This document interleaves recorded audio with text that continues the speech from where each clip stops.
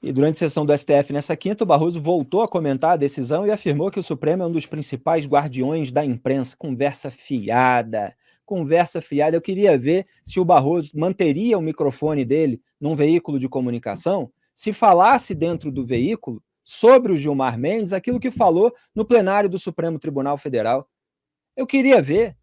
Quer dizer, que conversa fiada de guardião da imprensa. A Cruzoé foi censurada, presidente do STF, pelo Alexandre de Moraes, num inquérito da fake news aberto de ofício pelo Dias Toffoli e dado para o Alexandre de Moraes ser o relator sem qualquer sorteio.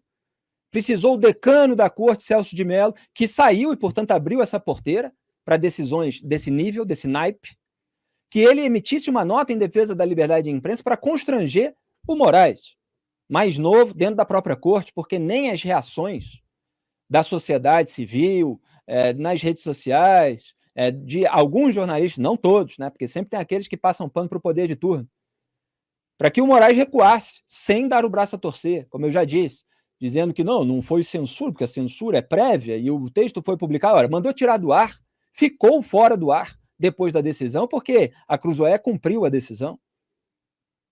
Então, assim, é muita conversa mole, conversa negacionista de quem está colaborando, repito, com a vingança do sistema que ele próprio, Barroso, denunciou. Porque o que a gente está vendo é um cerceamento, a possibilidade de que venha a público escândalos criminais, inclusive em matéria de corrupção, depois de todas essas perseguições a juízes, a procuradores, depois de toda a varredura da sujeira para debaixo do tapete, da impunidade dos políticos e da tentativa de volta de instrumentalização das estatais. Então, a imprensa está sendo atingida e a imprensa, que é fundamental para que haja um Estado democrático de direito, precisa reagir com firmeza, obviamente sem violência alguma, mas com argumentos, enfrentando o problema. Porque essa postura de quem se faz de sonso, essa postura negacionista em relação ao texto, o texto que está presente na decisão, usando inclusive palavras diferentes para tentar fazer parecer que o texto tem expressões que não tem, que ele não dá margem, que dá. As leis brasileiras, elas já são suficientes para esses casos citados pelo Barroso. Quer dizer, você tem lá uma denúncia falsa que depois rendeu isso e aquilo, etc. Você tem meios, sem essa decisão, que abre margem para outros problemas, de você resolver essa questão ou de você ter até uma indenização. O problema é que a maneira como essa decisão foi colocada, foi escrita, ela gera abertura para a patrulha, para a tentativa de você atacar a liberdade de imprensa, inclusive quando ela é inconveniente, dizendo a verdade. Madá, perdão pela extensão aqui, mas a gente precisava colocar todos os pontos no seu devido lugar. E a gente tem também uma movimentação das militâncias que compreenderam muito bem esse recado que veio do STF, porque as militâncias dizem que defendem liberdade de expressão, mas o que elas estão fazendo hoje é aproveitar isso que o STF fez para atacar jornalistas nas redes. Está o dia inteiro isso. Então, essa militância que a gente tem, populista, à esquerda ou à direita, luloafetiva ou bolsomínia, ela não é só que ela não gosta de imprensa porque ela tem algum problema com a imprensa. Não, primeiro que tem problema com a realidade. A realidade é algo que incomoda e que demonstra como é ridículo um adulto latino-americano defender político. A imprensa é algo que faz essas pessoas acordarem todos os dias e perceberem que a vida delas é patética, que elas estão defendendo gente que não merecia esse tipo de defesa e que ainda samba na cabeça delas. Por quê? O que Lula e Bolsonaro sabem fazer muito bem, esse mérito a gente não pode tirar, é sambar na cabeça de otário. Isso eles sabem fazer.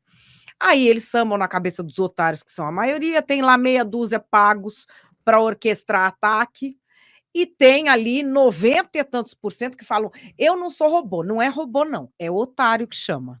Robô é outra coisa, é o pessoal que ganha e que faz ganhando, e que faz uma programação para você ter postagens simultâneas, aquele assunto crescer. O resto que fica respondendo a isso chama otário. E esse pessoal está todo muito feliz. Infelizmente, a política brasileira chegou numa temperatura em que uma solução para esses políticos continuarem é censurar a imprensa. E houve ali uma politização do STF que trouxe isso. As decisões atuais do judiciário sobre imprensa, elas já acham dolo onde não tem, porque essa história de achar dolo, ele vai fazer o quê? Ele vai chamar uma telepata? Ele vai, não sei, ele vai entrar na cabeça do jornalista para saber se naquilo teve dolo? Muito provavelmente não. Muito provavelmente ele vai inventar um elemento qualquer ali para calar aquele jornalista incômodo. E o que eu vejo é que isso é muito interessante na véspera do ano eleitoral municipal. Por isso que é uma grande vitória para PT e PL, que são os que têm mais grana de fundo eleitoral e são os que estão disputando a tapa às prefeituras, porque quem fizer mais prefeitura vai mais forte para 2026. Então, o que eles vão fazer com a história das prefeituras? Vão calar tudo que é denúncia de jornalista local. O jornalista local no Brasil, nesses rankings, o Filipe estava falando desses rankings de direitos humanos, quando você fala da violência contra o jornalista no Brasil, violência política, 90% é no interior. Da lista de jornalista brasileiro assassinado que não foi esclarecido o motivo, é todo mundo no interior, não tem um em capital. E a gente teve aí, vamos dizer, essa benesse para as eleições do ano que vem, que é o jornalista que está no interior, ele não tem nem dinheiro para se defender, ele simplesmente não vai entrevistar quem incomode alguém. Então, essas eleições, elas não vão mais ter imprensa, elas não vão mais ter entrevista, elas vão ter o quê? Canal de deputado, canal do prefeito, canal oficial do governo. É nisso que, pouco a pouco, a imprensa vai se transformar agora. Grebe, quer acrescentar? Não, acho só muito boa a observação da Madá, fazendo a ligação com as eleições do ano que vem, né? Eleição é um momento em que os candidatos falam tudo uns sobre os outros, e agora só mesmo os veículos que já são de propriedade de algum político vão ficar lá falando sozinhos, porque quem é que vai se arriscar, né, a pôr o adversário para falar alguma coisa que possa resultar em punição, em processo de 10 anos, né? Vai reduzir ainda mais o contraditório, que já é parco nas eleições brasileiras, no processo eleitoral brasileiro. O processo eleitoral brasileiro, ele não é feito para ajudar o eleitor a se informar. Ele é feito para ajudar o político a espalhar a sua mensagem. Uhum. O político é muito mais protegido no processo eleitoral do que o eleitor, que tem direito de saber de tudo, o máximo que puder. Pelo contrário, a cada ano que passa, as decisões judiciais, as decisões do TSE são mais formatadas para permitir que o político fale e que o eleitor engula aquilo que é dito. Então, eu acho perfeita a sua observação, Madá.